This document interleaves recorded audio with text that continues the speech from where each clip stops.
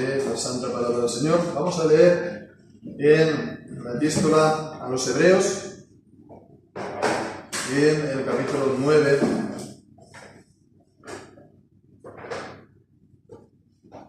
Vamos a leer del versículo 1 hasta el 10.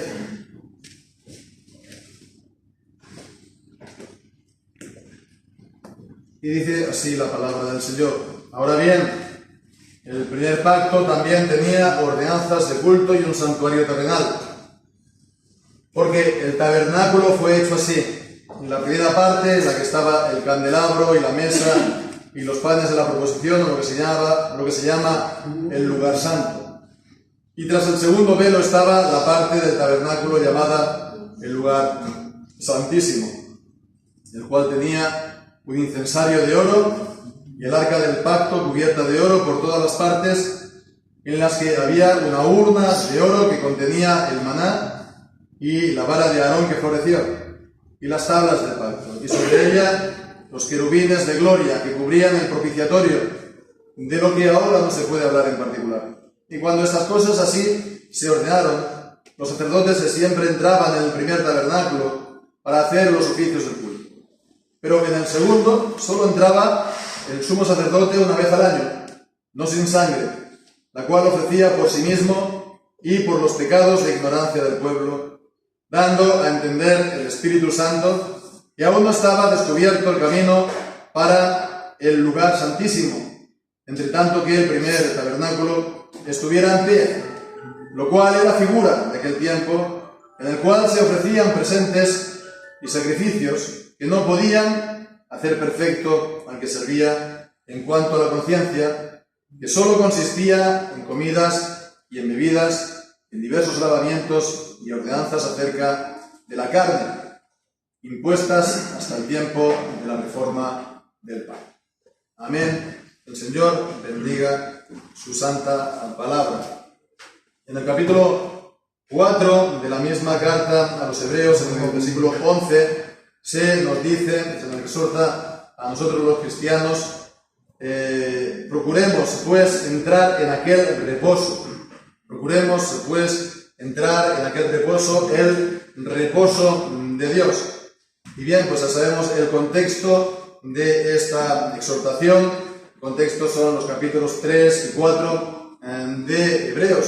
Y bien, pues allí se está comparando el entrar en ese reposo con entrar también en la tierra prometida. De hecho, dice que no fue Josué quien los entró en el reposo, sino que fue el otro Josué, es decir, el Señor Jesucristo.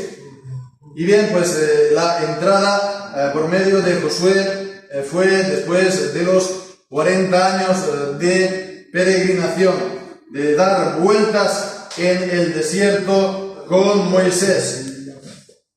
Y bien, pues se nos dice entonces, a nosotros se nos pone en una situación pues espiritualmente la misma. Y de esto entonces se deduce un punto importante, es que nosotros en esta vida puede ser entonces nuestra vida ser comparada a esta travesía en el desierto. Y es por eso que la Escritura nos llama a nosotros también, los cristianos, peregrinos y extranjeros. La primera carta del apóstol Pedro, en el capítulo 2 y versículo 11, dice: amados, yo os ruego, como a extranjeros y peregrinos, que os abstengáis de los deseos carnales que batallan contra el alma. Extranjeros y peregrinos. Y eso es entonces nuestra vida así.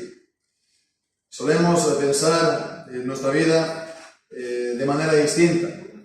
Pensamos como que estamos aquí en un terreno que nos es propio, que es nuestro país, que es nuestra patria. Pero lo cierto es que nuestra verdadera patria no es aquí abajo, sino es nuestra patria celestial. Y nuestra vida aquí es entonces una travesía y que un día pues acabará, para que podamos entonces entrar en ese reposo, para que podamos entonces entrar en la presencia de nuestro Señor. Allí será nuestra patria celestial y no es cosa entonces de un día o de dos o de un tiempo, 40 años, sino para toda la eternidad. Y bien, pues podemos sin duda profundizar más acerca de esta comparación que vemos en la Escritura. Porque si somos extranjeros y peregrinos también es bueno que veamos cómo Dios dispuso esta peregrinación de mano de Moisés, ¿verdad? Y allí vemos en los libros de la ley cómo Dios no dejó al pueblo de Israel ir a su aire. No les dejó, después de salir de Egipto, que cada uno fuera como quisiera o como a él mejor le pareciera. No tenían que ir a donde ellos quisieran. No tenían que ir uno por allí y otro por allá. Sobre todo, no tenían que volver atrás. Sobre todo, no tenían que volver a Egipto. Y era Dios entonces quien estaba dando a cada momento la dirección y la guía al pueblo. Y nos dice de qué manera lo hacía. Lo vemos en Números, capítulo 9, versículo 18. Números 9 y 18. Al mandato de Jehová los hijos de Israel partían y al mandato de Jehová acampaban. Todos los días que la nube estaba sobre el tabernáculo, ellos estaban acampados. Y cuando la nube se detenía sobre el tabernáculo muchos días, entonces los hijos de Israel guardaban la ordenanza de Jehová y no partían. Y era de esta manera, por lo tanto, como Dios los estaba guiando en el desierto. Entonces lo hacía por medio de la nube durante el día y la columna de fuego durante la noche. Dios era siempre visible y siempre entonces le estaba dando una instrucción y siempre estaba dando una guía. Ya sea que estuvieran avanzando, era Él que les decía a dónde se tenían que ir. O bien, si no se avanzaba, era Él que les estaba diciendo que tenían todavía que estarse quietos. Entonces vemos que Él era como los guiaba con esa nube y con esa columna de fuego. Y esa nube, columna de fuego, estaba sobre el tabernáculo. Sobre el tabernáculo. Y era entonces de esta manera como Dios los guiaba. Pero no solamente eso, sino que también, como sabemos, Dios dispuso la forma como tenía que avanzar el pueblo. Ese inmenso pueblo, que, bueno, según lo que se calcula, seguramente serían más de 2 millones de personas, entre los varones, las mujeres, los niños y sus respectivos ganados. Era una inmensa multitud en el desierto. Y vemos al principio del libro de Números como Dios dispone que cada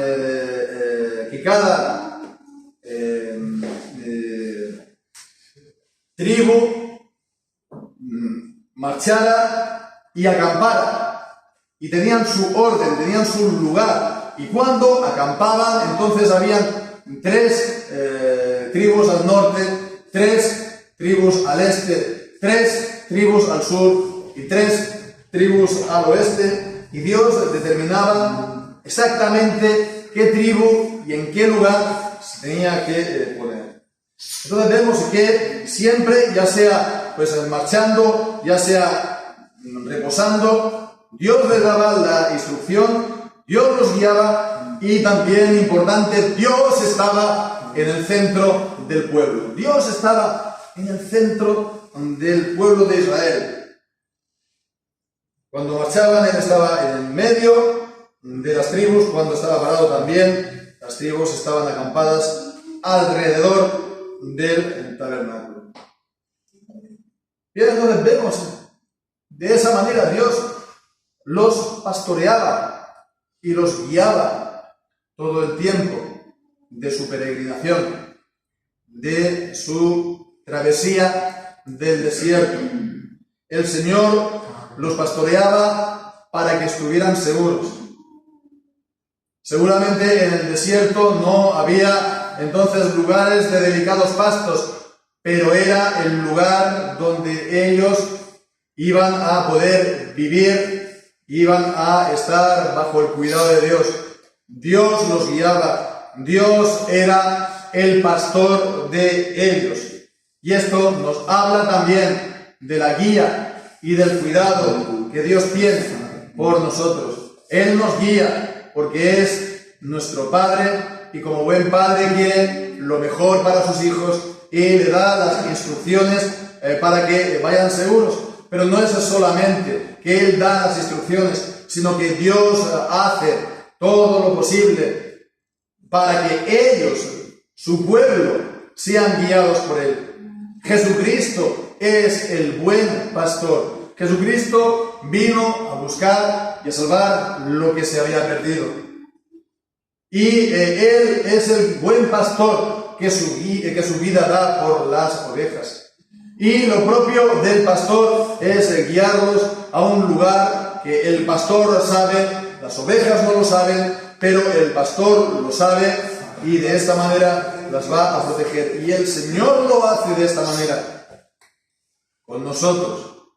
Lo hace con su palabra. Lo hace por medio de su Espíritu Santo. Y su enseñanza entonces viene a nuestro interior, viene a nuestra alma y es de esta manera como Él nos guía en este tiempo, en su reinado de la gracia, en su reinado que es justicia y gozo y paz en el Espíritu Santo. El Señor nos prepara mesa, el Señor hace que nuestra copa esté rebosando para que estemos en la casa del Señor todos los días.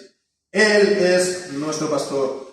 En 1 Pedro nos dice que Jesús es el pastor y el obispo de nuestras almas. ¿Y de qué manera? Pues Dios nos pastorea. Tenemos, hermanos, esta profecía también de Isaías capítulo 40. Isaías capítulo 40 y versículo 11. Y allá leemos: como el pastor apacentará su rebaño, en su brazo recogerá los corderos, en su seno los llevará, conducirá suavemente a las paridas. Vemos, lo está comparando al pastor que está cuidando a todos sus animales, incluso a las ovejas que han dado a luz y a sus corderos que están recién paridos. Nos podemos entonces imaginar cómo era esa experiencia en el desierto. Dios no dejó a ninguno del pueblo atrás. Dios no iba a la carrera y dejaba a los más débiles. Él iba a un ritmo que todos los del pueblo podían seguir. Y es así como el Señor hace con su pueblo, ¿verdad? En el pueblo del Señor hay algunos que están más avanzados, que son más maduros, y también hay recién nacidos. Hay algunos que son más fuertes y más resistentes a las pruebas, a las situaciones, y hay otros que están enfermos. Pero el Señor nos dice que hemos de cuidarnos unos a los otros hasta los más pequeñitos, porque Él es el buen pastor y no quiere que ni una sola de sus ovejas falte al entrar en esta Canaán celestial. Bien, pues hermanos, como vemos, ¿no? El tabernáculo le estaba proveyendo por medio de la columna de fuego y la nube, esa guía, esa dirección del Señor en la travesía. Pero podemos decir que incluso no era ese el propósito principal del tabernáculo. El propósito tabernáculo no era solamente la guía. El propósito principal lo sabemos que era el lugar donde se daba culto a Dios. Y bien, pues entonces vemos que también todo esto vino de la mano de Dios. fue Dios quien dijo a Moisés exactamente cómo tenía que ser este tabernáculo. Vemos en el capítulo 24 cómo Moisés tuvo la lectura de las palabras del pacto al pueblo y le roció con la sangre de la becerra. Y después tenemos al final del capítulo 24 que Moisés sube 40 días y 40 noches. Así acaba el capítulo 24 del Éxodo, lo podemos mirar si queréis en casa. Así acaba el capítulo 24. ¿Y qué dice el capítulo 25? Ya está inmediatamente describiendo cómo iba a ser el tabernáculo y todas las muebles, todas las partes del tabernáculo. Entonces vemos,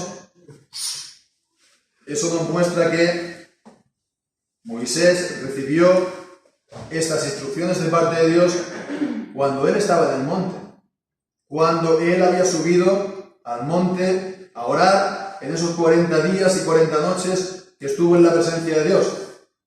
Y el pueblo se quedó esperando, y sabemos también cómo acabó la historia, que se impacientaron y entonces pidieron o casi obligaron a Aarón de hacerse el becerro de oro, y entonces ya también en los capítulos 30, 31, 32 baja Moisés, sabemos el desenlace de la historia, y se desmenuza el becerro, y Moisés vuelve a todo el pueblo otra vez a la obediencia del Señor. Y entonces al final del libro del Éxodo, otra vez retoma el tabernáculo. Y entonces allí en los capítulos finales se nos dice cómo se fabricaban, de qué medida eran, cuáles eran los materiales y cuál era la disposición. Y todo era conforme a los capítulos del 25 al 29. Entonces esto, lo que digo, que el Señor dio exactamente la instrucción de cómo se tenía que hacer el tabernáculo, de cómo se le tenía que dar el culto a Él. Éxodo 25:40, mira pues y hazlos conforme al diseño de ellos que te ha sido mostrado en el monte. Dios mostró el patrón, Dios mostró el modelo divino del tabernáculo, en visión o por instrucción, lo que sea, y Moisés simplemente lo tenía que transmitir. Y esto también entonces nos da otra lección importante, hermanos, porque es Dios también quien nos dice cómo hemos de darle nosotros el culto. Es lo mismo, es el mismo principio. No es que los hombres tienen que hacerlo como a ellos les parece. Ese fue el error del becerro de oro, ¿verdad? Que le dieron el culto que ellos le parecieron, ¿no? Hicieron el becerro y se lo presentaron al pueblo y dijeron: estos son los dioses que te sacaron de la tierra de Egipto. Pero bueno, también lo que pasa es que esa palabra se puede traducir por el Dios, Elohim. Puede ser plural, o puede ser, bueno, es plural, pero puede ser para hablar de dioses en plural, o puede ser un plural de majestad para hablar de Dios. Entonces también podría ser: este es el Dios que te sacó de la tierra de Egipto. Ellos querían dar culto al Dios que les sacó de la tierra de Egipto, pero fue un culto no ordenado por Dios. Fue un culto en transgresión de su palabra. Y esto es una cosa muy importante, ¿verdad?, para nosotros, porque es siempre imperativo que le demos a Dios el culto que Él nos ha pedido. No un culto voluntario, no un culto de nuestra imaginación, sino el culto que Él nos ha ordenado en su santa palabra. ¿Por qué no tenemos por ejemplo, los instrumentos musicales en el culto? Pues porque consideramos, ¿no?, en la lectura de la palabra, en el estudio de la palabra, que los instrumentos musicales corresponden al culto del Antiguo Testamento, que era lo que se hacía sonar en el templo cuando se presentaban los sacrificios de animales, ¿verdad? Entonces eso sería como hacer volver otra vez a la iglesia al Antiguo Testamento. Y en el Nuevo Testamento no hay ningún orden, no hay ningún mandamiento que el Señor requiera en cuanto al uso de los instrumentos musicales. Lo mismo también a lo que se canta. Lo mismo también en cuanto a si hay danzas o no en la iglesia, o si hay películas, o si hay esto o lo otro, que sabemos que esto abunda tantas veces, y no es solamente en la iglesia baptista, es que es también, lo sabemos, en todos los hombres que quieren dar culto a Dios sin atenerse a la regla de la palabra, a la regla de las Sagradas Escrituras.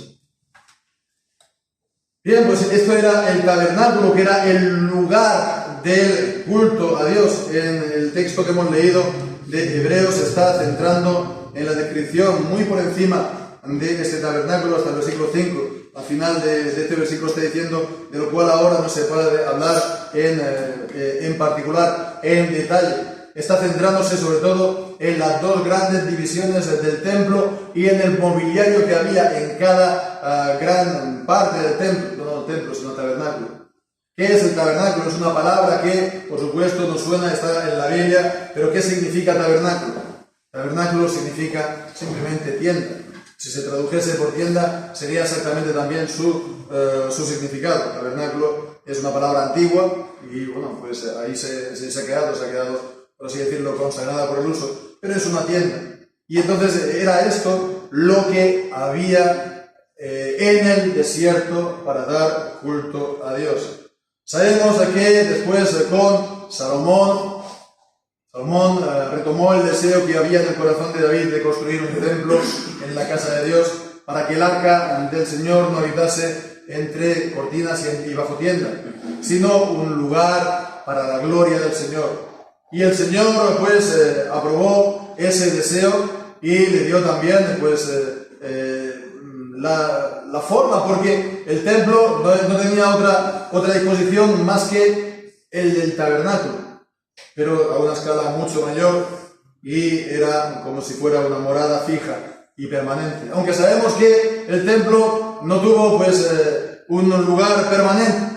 Sabemos que fue destruido con Nabucodonosor, que fue reconstruido más pequeño y que después con los años del año 70 con los romanos fue arrasado completamente, porque el Señor no mora en lugar de un templo hecho con manos. El verdadero templo del Señor es la iglesia. El verdadero templo del Señor son los creyentes, son los miembros de Cristo, a los que Él ha redimido, a los que Él ha unido eficazmente por el Espíritu Santo con Cristo. Y entonces de esta manera Dios mora en ellos y ellos en Dios. Lo mismo la iglesia como comunidad, como pueblo, es el cuerpo de Cristo. La iglesia en su conjunto sobre toda la faz de la tierra, pero también la iglesia que se manifiesta en un solo lugar, en una sola localidad, cuando se reúnen para dar la gloria a Dios. Ese es el verdadero templo, ese es el verdadero tabernáculo, acordándonos de que el verdadero templo era el cuerpo del Señor Jesucristo, que dijo: derribad este templo y yo lo reedificaré en 3 días, y eso fue la causa también de que lo pusieran a la muerte. Y estaba hablando de su cuerpo, estaba hablando de su muerte en la cruz y de su resurrección. En la iglesia del Señor Jesucristo, una vez más, es el verdadero cuerpo de Dios, es el verdadero cuerpo de Cristo, el templo del Señor. Y en Juan capítulo 1, versículo 14, dice que Jesucristo, pues literalmente lo que dice ahí, es plantó su tienda, plantó su tabernáculo entre nosotros. En Juan capítulo 1 y versículo 14, aquel verbo fue hecho carne y habitó entre nosotros y plantó su tienda entre nosotros, plantó su tabernáculo entre nosotros. Él es el tabernáculo, Él es el templo, y todos, por lo tanto, las partes del templo, del tabernáculo, todos los mobiliarios, todos los muebles del mobiliario están hablando de Cristo, están hablando de Jesús. Y entonces es para que hagamos atención a ellos y que veamos también el significado que ellos tienen con nosotros. Bien, pues como decía, estos versículos del 1 al 5 sobre todo hacen la descripción de dos lugares, el lugar santo y el lugar santísimo. Esto es, digamos, la tienda que estaba, la tienda central dentro de del tabernáculo.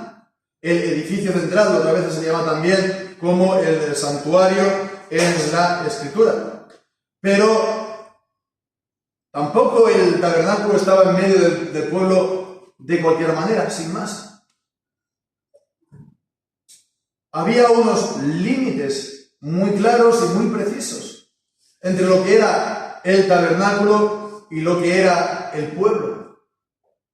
Y el pueblo tampoco podía ni ver lo que había, lo que se hacía dentro de este tabernáculo, ni tampoco podía entrar por donde quería. El tabernáculo tenía como límite una valla.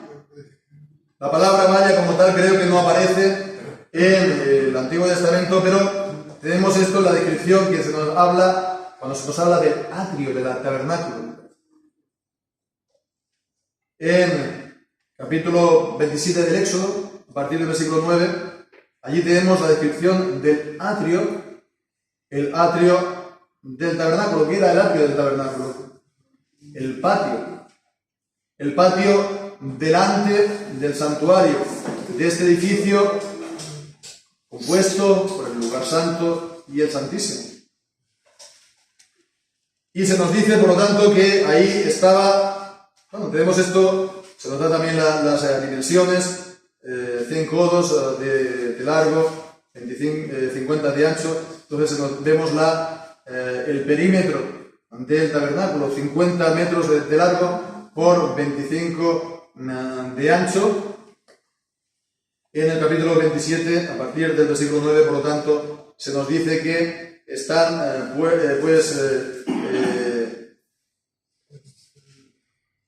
está formado por unas cortinas. Es también, a partir del capítulo 26, versículo 1, harás el tabernáculo de 10 cortinas de lino fino torcido. Y estas estaban pues también atadas, había unas basas, ¿no? Y había unas columnas de bronce y estaban atadas entre sí. Parecería eso que era pues frágil, pero era lo apropiado, ¿verdad?, para estar en el desierto, allí donde hay vientos, ¿no? Y pues era lo apropiado para el pueblo. Pero vemos ese detalle que hemos leído, ¿verdad?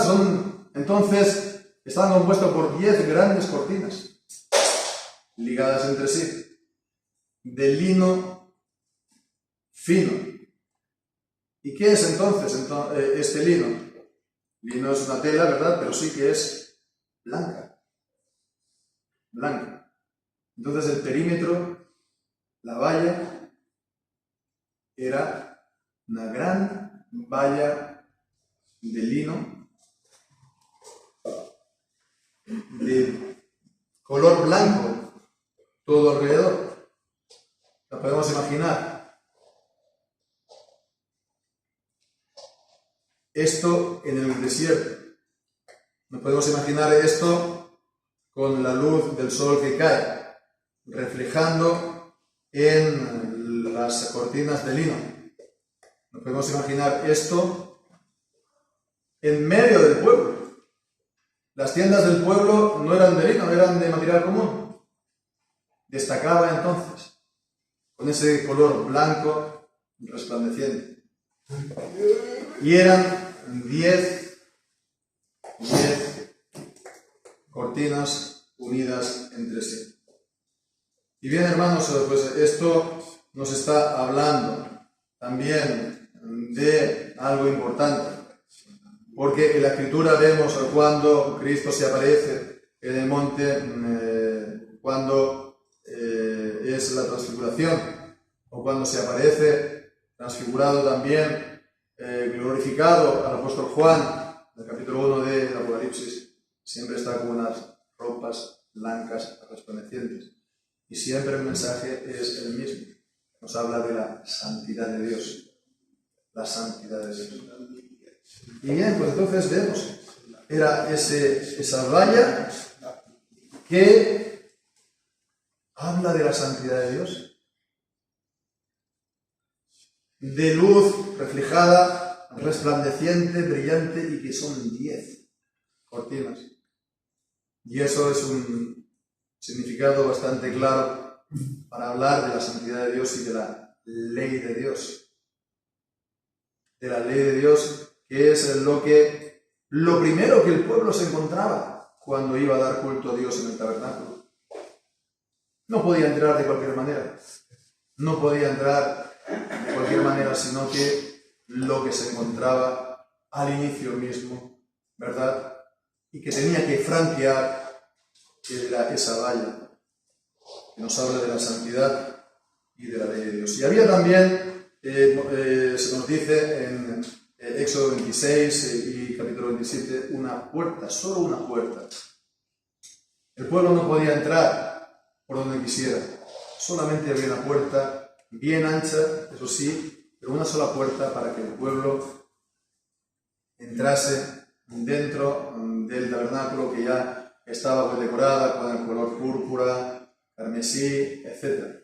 La puerta. Y bien, pues entonces nos acordamos también, ¿no?, de lo que dice el Señor Jesús, que Él es la puerta. Y que todo aquel que no entra por Él, pues no puede, ¿verdad?, tener la vida, ni es un verdadero pastor. El pueblo suyo entra por Cristo.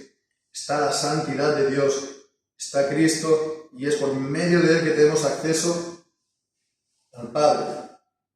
Pero antes de llegar al santuario, al lugar santo y al lugar santísimo, ¿qué tenemos entonces? En ese atrio había dos cosas. En ese atrio estaba, pues, por una parte, el altar de bronce, que era también el altar del holocausto. Era hecho de madera de acacia, revestido de bronce, para que, evidentemente, no se quemase, porque tenía su rejilla, y al ser el altar del holocausto, allí se quemaban los animales sacrificados. Ese altar que tenía 4 cuernos en las esquinas, seguramente para atar a los animales, ¿no?, como dice el Salmo 118, atad víctimas al altar. Y era allí lo primero que se encontraba uno. Lo primero que se encontraba uno era ese altar, que está evidentemente hablando de nuestro Señor Jesucristo, que es el Cordero de Dios que quita el pecado del mundo. Es lo que enseña la carta a los hebreos, ¿verdad? Los sacrificios de animales no tenían ningún valor para traer el perdón, para traer la limpieza de la conciencia. Eran todos sombras que apuntaban al cuerpo perfecto de nuestro Señor y a su sacrificio. Bien, pues ahí está. La ley de Dios. La puerta, entrar por Cristo. Lo primero, al recibir entonces esta justicia de Él, siendo perdonados nuestros pecados, porque nuestros pecados han sido expiados por Él. Y de esta manera, pues, ser justificados no con nuestras obras, sino con la justicia de Él. Pero no solamente estaba el altar de bronce. También leemos en Éxodo capítulo 30 y versículo 17. Éxodo 30 y versículo 17. Habló además Jehová a Moisés diciendo: harás también una fuente de bronce con su base de bronce para lavar, y la has de poner entre el tabernáculo de reunión, entre el lugar santo y santísimo, y el altar de bronce que hemos dicho. Entonces, lo primero que se encontraban era el altar para la expiación de los pecados del pueblo. Allí se presentaban los sacrificios Cada día, uno por la mañana y otro por la noche, además de los sacrificios que puntualmente la gente tuviera que presentar por ellos y por sus familias y por el pueblo. A diario, por lo tanto, se estaba consumiendo esto. Algo que nos habla, como hemos dicho, de la justificación. Pero a continuación está la fuente para lavar, donde los sacerdotes, cada vez que entraban, se estaban limpiando las manos y los pies. Y si era necesario, pues otras partes, porque claro, estaban en continuo contacto con los animales, con la sangre, etc. Y esto es también algo lleno de significado para nosotros. Jesús le dijo a Pedro que el que está limpio, pues solamente necesita limpiarse las manos y los pies. Aquel que es justificado por la justicia perfecta de Cristo, pero ha de ser continuamente lavado. Ha de estar confesando sus pecados. Si decimos que no tenemos pecado, nos engañamos a nosotros mismos, su palabra no está en nosotros y hacemos a Dios mentiroso. Pero si confesamos nuestros pecados, Él es fiel y justo para perdonar nuestros pecados, y la sangre de Jesucristo, su Hijo, estaba pues entonces simbolizada también en esa fuente de bronce entre el altar y el tabernáculo de reunión. Esa fuente, esa sangre de Cristo nos limpia de todo pecado. Y hemos, por lo tanto, de tener esto en mente, porque nos acercamos al Señor en este tiempo de comunión, nos acercamos a su santidad misma. Hemos de tener presente la valla, la puerta, el altar y la fuente, para que podamos tener acceso al lugar santo y al Santísimo por su gracia. Pues hermanos, estemos haciendo esto, estemos aferrándonos al sacrificio, a la provisión dada por el Señor. Estemos limpiando nuestra alma, confesando todo aquello que sea necesario confesar, que no esté conforme a su santa ley, para que podamos tener un tiempo bendecido de comunión con Él durante este fin de semana. Que así sea. El Señor bendiga su santa mano.